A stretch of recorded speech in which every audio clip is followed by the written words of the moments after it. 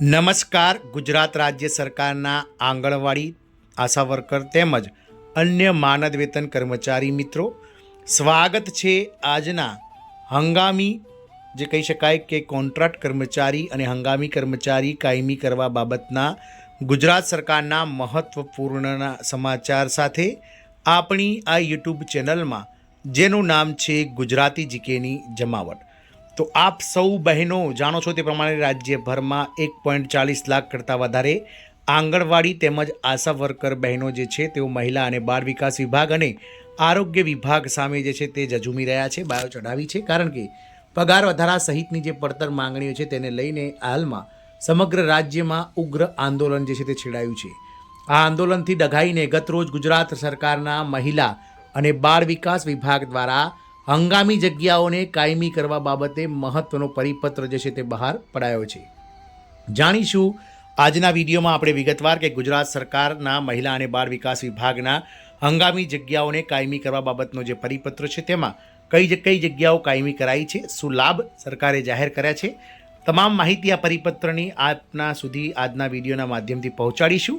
તો વિડીયોના અંત સુધી આ બન્યા રહો અને જો ચેનલમાં આપ નવા સબસ્ક્રાઈબર હોય તો અમારી ચેનલને સબસ્ક્રાઈબ કરી બાજુમાં રહેલું બેલ આઇકોન દબાવી ઓલ નોટિફિકેશન ઓન કરવાનું ભૂલશો નહીં.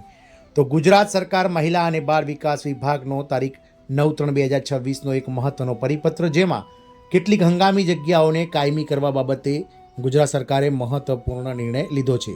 આપ સૌને જણાવી દઈએ કે હાલમાં રાજ્ય સરકારના તમામ વિભાગોના જે માનદ વેતન કર્મચારીઓ છે, જેવા કે આંગણવાડી બહેનો હોય, આશા વર્કર ફેસિલિટેટર બહેનો હોય કે પછી મધ્યાહન ભોજન રસોઈયા અને હેલ્પર્સ બહેનો હોય, સંચાલકો હોય, આ તમામ જે છે તે હાલમાં રાજ્ય સરકાર સામે બજેટમાં મળેલી નિરાશા બાદ આંદોલને ચડ્યા છે અને સરકારને આવેદનપત્રો આપી અને પોતાની માંગણીઓ સરકાર સ્વીકારે તેવી રજૂઆતો કરી રહ્યા છે. ત્યારે આ આંદોલનના એધાણ વચ્ચે ગુજરાત રાજ્ય સરકારના મહિલા અને બાળ વિકાસ વિભાગે હંગામી જગ્યાઓને કાયમી કરવા બાબતે મહત્વનો પરિપત્ર બહાર પાડ્યો છે, જેમાં ગુજરાત સરકાર ન્યાય, સામાજિક ન્યાય અને અધિકારિકતા વિભાગના 4 જાન્યુઆરી 2002નો ઠરાવ, મહિલા અને બાળ વિકાસ વિભાગનો 24/3/2009નો ઠરાવ, નાણાં વિભાગ 27/6/2023નો ઠરાવ, મહિલા અને બાળ વિકાસ વિભાગનો 19/2/2024, મહિલા અને બાળ વિકાસ વિભાગનો 30/9/2024 અને મહિલા અને બાળ વિકાસ વિભાગના 20/3/2025ના જે જૂના 6 જેટલા પરિપત્રો છે તેને વંચાણે લીધેલ છે.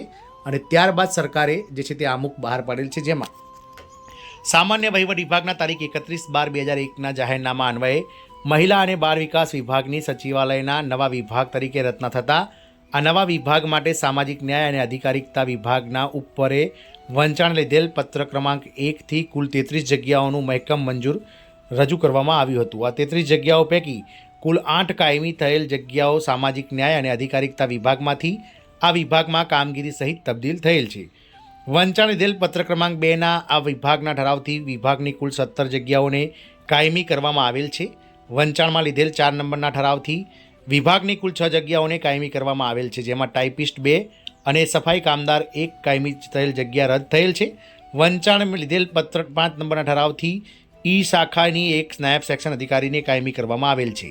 નાણાં વિભાગના ઉપર વંચાણમાં લીધેલ ઠરાવ 3 પરથી વિભાગોની 3 વર્ષથી વધુ સમયથી અસ્તિત્વમાં હોય તેવી હંગામી જગ્યાઓ કે જે 3 વર્ષ કરતાં વધુ સમયથી ભરાયેલ હોય તેવી જગ્યાઓ કાયમી કરવા પાત્ર ઠરે છે કે કેમ તેની સમીક્ષા કરવા માટે સમીક્ષા કરવામાં આવી હતી અને સમીક્ષાના અંતે કાયમી કરવા પાત્ર થતી જગ્યા હોય તે બધી જ હંગામી જગ્યાઓને કાયમી કરવા માટે સૂચના આપવામાં આવેલ છે.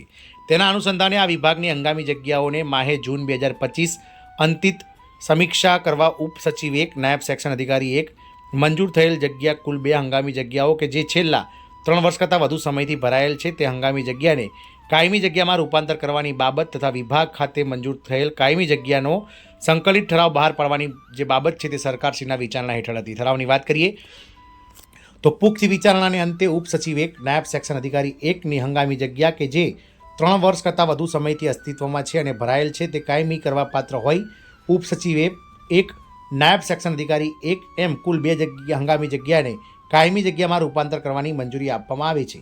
હાલની 2 જગ્યા ઉપરાંત અગાઉ વખતના ઠરાવથી વિભાગની સર્વાંગાવાર મંજૂર થયેલ કાયમી જગ્યાની વિગતો ધ્યાને લેતા હાલની સ્થિતિએ વિભાગની ખાતે કાયમી જગ્યાઓની નીચે મુજબ જે છે તે સ્થિતિ છે, જેમાં પહેલું છે સચિવ વર્ગ 1 જેની મંજૂર થયેલ જગ્યા 1 છે, કાયમી જગ્યા 1 બીજી છે જગ્યા નાયબ સચિવ, જેમાં વર્ગ 1, જેમાં 4 જગ્યાઓ મંજૂર થયેલ છે, જેમાં કાયમી ભરાયેલ જગ્યા 3 છે.